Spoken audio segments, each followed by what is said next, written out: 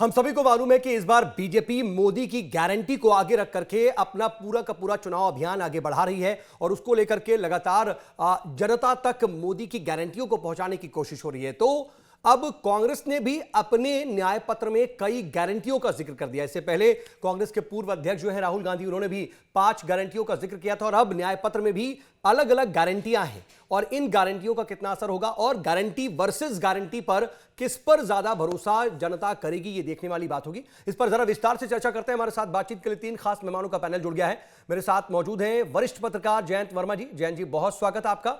इसके अलावा बीजेपी की तरफ से पक्ष रखने के लिए प्रवक्ता डॉक्टर प्रेम व्यास मौजूद है। डॉक्टर प्रेम, आपका बहुत स्वागत है। और इसके अलावा कांग्रेस की तरफ से पक्ष रखने के लिए मेरे साथ प्रवक्ता राम पांडे जी मौजूद है। राम जी, आपका भी बहुत स्वागत है।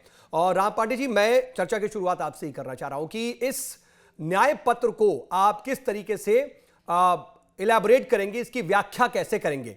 मैं जो समझ रहा हूं, गारंटी वर्सेस गारंटी आप देने की कोशिश कर रहे हैं, लेकिन इसमें बहुत से ऐसे वादे हैं जो थोड़ा सा तर्कसंगत नहीं लगते। मतलब 1 लाख रुपए प्रति वर्ष महिलाओं को देना, तकरीबन 8,000 रुपए, 8,500 रुपए प्रति माह देना, ये कैसे मुमकिन हो पाएगा। और भी कुछ और इसमें पॉइंट्स हैं, लेकिन फिर ओपीएस का जिक्र नहीं कर रहे हैं, सस्ते सिलेंडर का जिक्र नहीं कर रहे हैं, मुफ्त बिजली की बात नहीं कर रहे हैं, जिसमें आप विधानसभा चुनाव में थे। तो आप इसकी व्याख्या कैसे करेंगे? जनता को 2014 के बाद से न्याय नहीं मिल रहा है। अन्याय लगातार मिल रहा है। अन्याय की कोई कमी नहीं है। चाहे वो युवाओं को बेरोजगारी के रूप में अन्याय मिल रहा हो, महिलाओं को महंगाई के रूप में अन्याय मिल रहा हो, या देश में मोदी सरकार में 51 महिलाओं के साथ प्रति घंटे बलात्कार होता है और कार्रवाइयां नहीं होती है, जैसे कि ब्रजभूषण सिंह साथ से मिले। किसानों को न्याय नहीं मिल रहा है।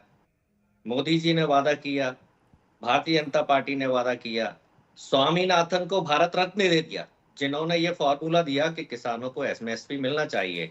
मतलब स्वामीनाथन को भारत रत्न, लेकिन किसानों को एमएसपी नहीं। किसान अभी भी दिल्ली में पड़े हुए हैं और उनकी कोई सुनवाई नहीं हो रही है। श्रमिकों को न्याय नहीं मिल रहा है। श्रमिकों के लिए जितने भी कानून कांग्रेस सरकार ने उनके फेवर के लिए बनाए थे कि उनकी अनावश्यक नौकरी से नहीं हटाया जा सकता है, मिनिमम वेज इतना होना चाहिए, कई कानून श्रमिकों के लिए कांग्रेस पार्टी ने 70 सालों में बनाए थे, वो कानून लगभग सब खत्म कर दिए। उनको न्याय नहीं मिल रहा है। हिस्सेदारी न्याय, सबको मौका मिलना चाहिए, चाहे वो सवर्ण हो, ओबीसी हो, दलित हो, कोई भी वर्ग हो, कोई भी समाज हो। 140 करोड़ लोगों को मौका मिलना चाहिए। अभी 1% लोगों के पास देश की 40% पैसा है, उतनी प्रॉपर्टी है, वहां न्याय नहीं मिल रहा है। सबसे बड़ी बात जो इसमें कही गई है न्याय के बारे में, वो प्रेस की न्याय के बारे में कहा गया है कि हम प्रेस को भी न्याय दिलवाएंगे और प्रेस की आजादी बरकरार रख, मतलब आजादी दिलाएंगे, स्वतंत्रता दिलाएंगे प्रेस को। प्रेस का पर जो सरकार का कंट्रोल होता है, उस सरकार की कंट्रोल को खत्म करेंगे। नहीं, लेकिन राम पांडे जी, ये तो सारी बातें हमने अपने रिपोर्ट में भी दिखाई। आपके मैनिफेस्टो को ही डेडिकेटेड हमारी रिपोर्ट थी, उसमें एक एक पॉइंट का जिक्र किया। मेरा सवाल थोड़ा अलग था, मैं उस सवाल के बारे में समझना चाह रहा था। कौन सा? क्या मैं आपसे समझना चाह रहा था कि इसकी आप व्याख्या कैसे करेंगे। एक एक करके तो आप सारी गारंटियां और सारे के सारे न्याय बता रहे हैं, लेकिन मैं ये पूछ रहा था कि ओपीएस का जिक्र आप पिछले 5 सालों में हर विधानसभा चुनाव में करते रहे, लेकिन उसका जिक्र इसमें क्यों नहीं दिख रहा है, मुझे समझ में नहीं आया। इसके अलावा जातीय जनगणना को लेकर के लगातार आप बहुत प्रोएक्टिव रहे हैं, बहुत ज्यादा हमलावर भी रहे हैं, इसको लेकर के बहुत जरूरत बताते रहे हैं समाज की और भारत की, उसका जिक्र नहीं। सस्ता सिलेंडर और मुफ्त बिजली जैसी बातें भी, जो फ्रीवीज की बात आप कर रहे थे राजस्थान में, मध्य प्रदेश में, छत्तीसगढ़ में, इससे पहले कर्नाटका में, हिमाचल में, वहां ये चीजें नहीं है। इसकी वजह कुछ समझ में नहीं आ रही है। जे जो है वो तो आ गई ना समझ में। बिल्कुल, जो भी है वो जनता से पूछकर लिया गया है। जनता की क्या समस्या है और जनता के लिए क्या अच्छा है, ठीक है। वो सब आ चुका है। अब आप कह रहे हैं कि ओपीएस क्यों नहीं है। राजस्थान में कांग्रेस की सरकार थी, ओपीएस लागू की। भारतीय जनता पार्टी की सरकार आ गई, ओपीएस खत्म कर दी। हमारी जहां सरकारें हैं, हमने ओपीएस लागू की है। हमारी सरकार बनेगी, हम ओपीएस लागू करेंगे। भाई, ये तो हम पिछले 10 साल से बोल रहे हैं कि ओपीएस हम देंगे। जब से भारतीय जनता पार्टी ने ओपीएस को हटाया है, लेकिन वो जबानी है। और अभी आप कम से कम लोकसभा चुनाव में केंद्रीय स्तर पर आप लिखित में नहीं देंगे, जातीय जनगणना को कैसे छोड़ दिया आपने?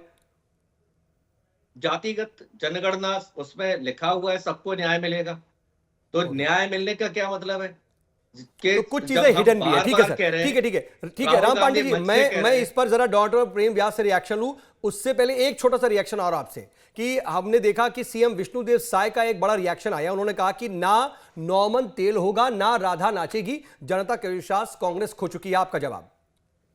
जी अब ये उनका अहंकार है, क्योंकि उनको पता है चुनाव आयोग उनकी जेब में है, ईडी उनकी जेब में है, सीबीआई उनकी जेब में है, बस सुप्रीम कोर्ट अभी बचा हुआ है। तो सुप्रीम कोर्ट उनको दिखा रहा है रास्ता कि आप सबसे भ्रष्ट हो, आप चंदा लेते हो भ्रष्ट पार्टियों से।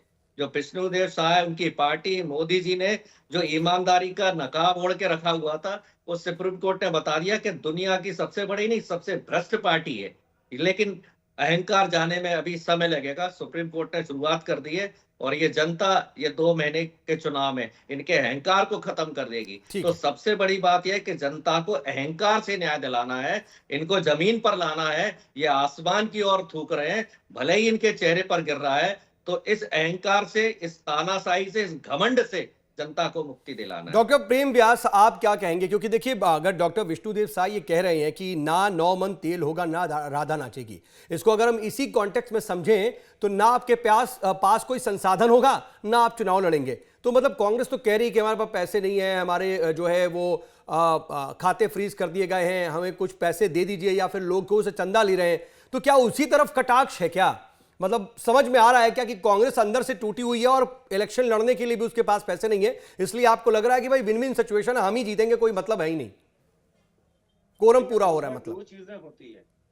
जिस तरह से कांग्रेस के जो प्रत्याशी हो 600 करोड़ रुपए की संपत्ति घोषित कर रहे हैं और कांग्रेस कह रही है कि हमारे पास पैसा नहीं है। छत्तीसगढ़ में जाएंगे तो इनके प्रत्याशी पैसा बांट रहे हैं और एफआईआर दर्ज हो रही है, और कांग्रेस कह रही है कि हमारे पास पैसा वो नहीं है। प्रत्याशियों तो का दोनों अपना बातें एक पैसा साथ है ना। कैसे हो सकती नहीं, पार्टी की बात हो रही है यहाँ पर, यहाँ पार्टी की, मैं तो देखिए आप भी जानते हैं पार्टी की बात हो रही है, इसमें टू द पॉइंट की बात है। देखिए, टू द पॉइंट ही तो बात कर रहा हूँ। प्रत्याशी पैसा लगाता है या नहीं लगाता है चुनाव में? मैं तो राम जी से यही प्रश्न कर लेता हूँ, प्रत्याशी पैसा लगाता है या नहीं लगाता है? वो प्रत्याशी पैसा नहीं लगाता है जिसको अपनी पार्टी या अपने चुनाव चिन्ह पर ही भरोसा ना हो। वो सिर्फ पार्टी के पैसे पर जरूर लड़ने के लिए तैयार हो जाता है। जैसे इंदौर से एक नेता ने यह तक कहा था कि अगर पार्टी पैसे देगी तो लड़ूंगा, क्योंकि मालूम था हार निश्चित है। दूसरी चीज है, जो इन्होंने 5 अन्याय और 25 जुमले प्रदर्शित करे, उसमें ओपीएस की बात इन्होंने करी नहीं है। राहुल गांधी जी पूरे अन्याय यात्रा के दौरान हर जगह ओपीएस की बात करते थे, वहीं पर ओपीएस की बात नहीं करी। काका कालेकर की रिपोर्ट कब आई थी, मंडल आयोग की रिपोर्ट कब आई थी, उसको लागू ना करना और जनता के मध्य में अविश्वास प्रदर्शित करना, ये कांग्रेस का चरित्र है। अब कांग्रेस का चरित्र के खिलाफ नरेंद्र मोदी जी की गारंटी जो साक्षरता के साथ में काम कर रही है, इन्होंने किसानों की बात करी, स्वामीनाथन आयोग की बात करी, 2018 में जो ट्वीट आया था उसमें मैक्सिमम गारंटीज हमने पूरी करी है। 5 लाख करोड़ रुपया एमएसपी पे पहले पूर्व की सरकारें देती थी, हमने 18,39,000 करोड़ रुपया और 22 फसलों पर देने का कार्य करा है। और उसके साथ में भी लगभग 5 से 7 योजनाएं, जब भी डिबेट्स होगी उस पर निश्चित रूप से मैं उसको पूर्णता के साथ में बताऊंगा।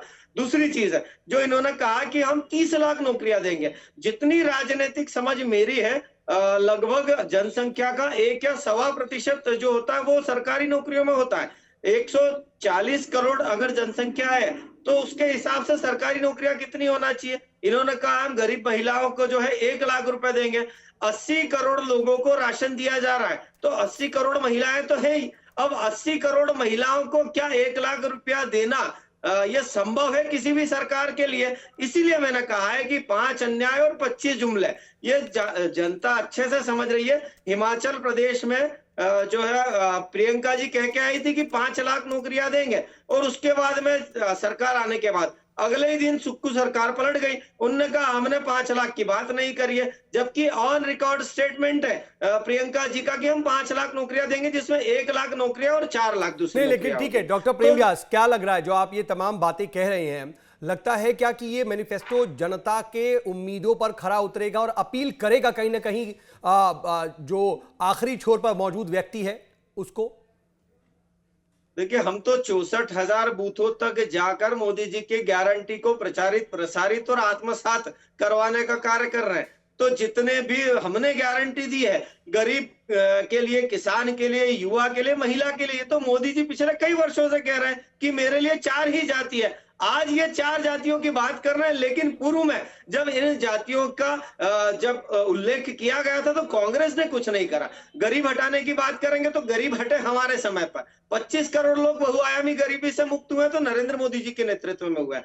1 लाख स्टार्टअप्स अगर हुए तो नरेंद्र मोदी जी के नेतृत्व में हुआ है। अगर ईपीएफओ की संख्या की बात करेंगे तो 11 करोड़ हुआ करते थे, आज 27 करोड़ है, नरेंद्र मोदी जी के नेतृत्व में। अगर सीमाएं सुरक्षित हुई है तो नरेंद्र मोदी जी के नेतृत्व में। तो निश्चित रूप से एक तरफ गारंटी साक्षरता के सार्थकता के साथ में जनता के मध्य में है, और एक तरफ जो अन्याय की गारंटी दी जा रही है वो भी जनता के मध्य में है। जयंत वर्मा सर, आप देख रहे हैं कि गारंटी की बात हो रही है पिछले 3-4 महीनों से, खासतौर पर विधानसभा चुनाव के वक्त जब मध्य प्रदेश समेत 5 राज्यों में चुनाव थे, वहां से बीजेपी गारंटी को लेकर के, मोदी की गारंटी को लेकर के आगे बढ़ रही थी। अब उसी के जवाब में कांग्रेस अपनी गारंटी रख रही है, पहले 5 गारंटी और अब न्याय पत्र में भी गारंटियों पे गारंटी। कितना आपको बेहतर लगता है कांग्रेस का मैनिफेस्टो, कितना अपीलिंग लगता है सर?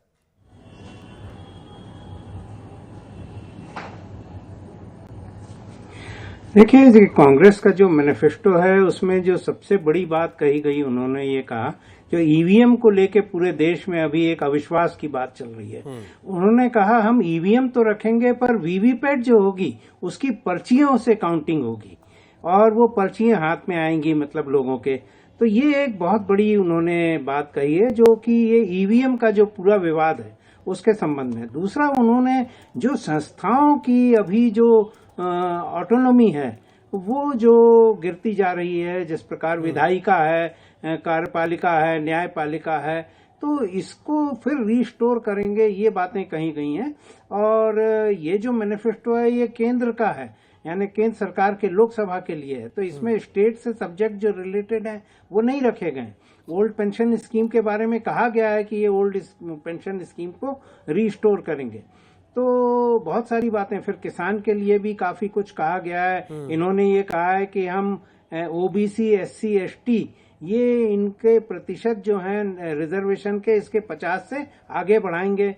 तो बहुत सारी जैसी बातें कही गई हैं जो मुझे लगता है जो लोगों के मन में जो एक शंकाएं थी और जो लोगों के मन में एक सवाल थे, उनके जवाब इसमें मिलते हैं। और ये मैनिफेस्टो भारतीय जनता पार्टी के मैनिफेस्टो से काफी मतलब अलग टाइप का है। और मुझे लगता है कि ये यदि इस मैनिफेस्टो के आधार पे काम हो जाए तो काफी समस्याएं जो देश की हैं वो लेकिन सर बस वही वाला सवाल है कि क्या उसके हिसाब से काम हो पाएगा, आसान है? आप कैसे देखते हैं? खास तौर पर महिलाओं को 1 लाख रुपए सालाना देने की बात जो है, लोग कह रहे हैं कि ये बहुत इम्प्रैक्टिकल है। जी नहीं, महिलाओं को 1 लाख रुपए सालाना देने का ये नहीं, ये जो बात उन्होंने कही है, ये 1 लाख देंगे, पर किन महिलाओं को देंगे? जिस प्रकार यहाँ पे लाडली लक्ष्मी योजना आई थी तो उसमें बहुत सारे जो इनकम टैक्स पेई हैं, जो उसमें उन्होंने क्राइटेरिया लेट डाउन किया है, तो वो गरीबों को देंगे, ऐसा उनका कहना है। तो मुझे लगता है कि व्यावहारिक हो सकता है, और ये पूरी भारत की महिलाओं को तो नहीं देंगे। ठीक बात है, वो तो है सर। उसमें भी जो लाभार्थी होंगे, जो जरूरतमंद होंगे उनको देंगे। लेकिन सर हर महीने 8,000 रुपए, तकरीबन 8,333 रुपए। जी देखिए, पर केंद्र सरकार के पास पैसे की इतनी, जब राज्य सरकारें इतना ज्यादा कर्ज लेके कर रही हैं तो भारतीय कांग्रेस भी है ये उठा लेगी कर्ज, क्योंकि अभी भारत के ऊपर जितना कर्ज है वो ठीक है। और सर मैं एक चीज और समझना चाह रहा हूं सर, इसमें कई बातें बहुत जो है तो ये और इंपॉर्टेंट जिक्र की गई है, और एक तरीके से कहा गया कि लंबे चौड़े वादों की फेहरिस्त है। तो सर क्या ये एक डू और डाई वाली सिचुएशन भी है कि मतलब आप जनता को आप हर तरह के जो भी बेस्ट पॉसिबल वे हो वो सब वादे कर दीजिए, अगर आ जाएगी हमारी सरकार तब तो हम देख लेंगे, अब उसको मैनेज कर लेंगे, नहीं आती है तो फिर तो बात वादे पे वादे ही रह जाएंगे?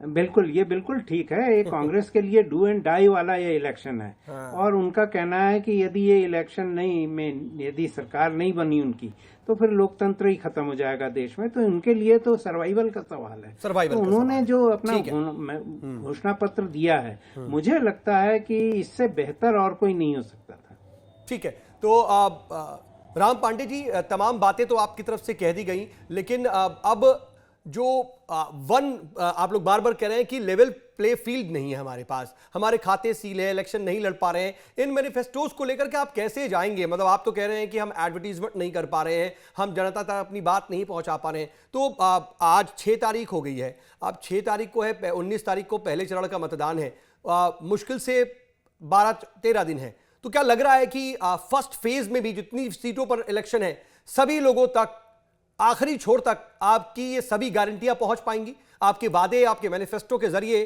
पहुंच जाएंगे सब तक? थोड़ा लेट नहीं हो गया? नहीं, बिल्कुल पहुंच जाएंगे। क्या है कि इसमें प्रेस की स्वतंत्रता की भी बात है, तो ये आपका भी तो काम बनता है।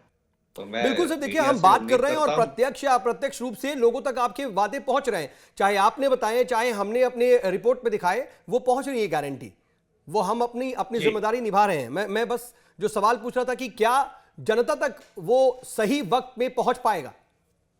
बिल्कुल पहुंचेगा, क्योंकि इस मैनिफेस्टो में 140 करोड़ जनता को कवर किया गया है, किसी को नहीं छोड़ा गया है। तो डॉक्टर चाहे वो प्रेम व्यास तो किसान- देखिए तमाम बातें कह रहे हैं कि आपने एक झूठ का पुलिंदा कह दिया, तमाम दूसरे अलग अलग तरह के वादे कि उनको क्या जवाब देंगे?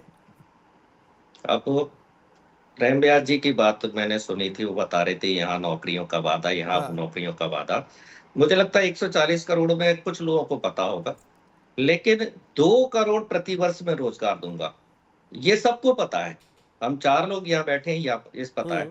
तो प्रधानमंत्री ने कितना बड़ा झूठ बोला था, तो जनता झूठे प्रधानमंत्री पर नहीं, वो विश्वास कह रहे हैं करेगी। कि चार बिरादरियों को लेकर के हमारे लिए 4 जातियां हम लेके चल रहे हैं, अब आप उस पर मान रहे हैं। मोदी जी के राज में सीमाएं सुरक्षित है, तमाम बातें डॉक्टर प्रेम व्यास ने कही, मैं चाहता हूं उसका जवाब दें आप। जी, इनके बड़े नेता हैं सुब्रमण्यम स्वामी, और एक और बड़े नेता है सतपाल मलिक, 3-4 राज्यों के राज्यपाल रह चुके हैं। वो दोनों कह चुके हैं कि हमारी सीमाएं सुरक्षित नहीं है, चीन ने हमारी सीमा के अंदर आ चुका है और कई हजार किलोमीटर पर कब्जा कर चुका है। ये इनके नेता बोल रहे हैं, और इनके सांसद हैं, जम्मू कश्मीर से लद्दाख से सांसद हैं, वो तो संसद में बोल चुके हैं। सर, भारतीय जनता वो पार्टी serious के issue की बात कर सांसद चुके हैं। लद्दाख के आपने बड़ी इंपॉर्टेंट संसद बात में कही बोल डॉक्टर चुके प्रेम हैं। व्यास, मैं चाहूंगा आप जल्दी से रिएक्शन चीन दे दें, कब्जा क्योंकि कर मेरे चुका पास है। फाइनल कमेंट का वक्त है आपका, कुछ सेकंड्स में। मिनिस्ट्री, डिफेंस मिनिस्ट्री की तरफ से स्टेटमेंट जारी हुआ था, और उसके बाद में जहां पर ये बात कर रहे हैं वहां का पूरा वीडियो भी प्रसारित हो चुका है। तो मुझे लगता है उसके बाद कहीं भी कोई संशय की अवस्था नहीं है।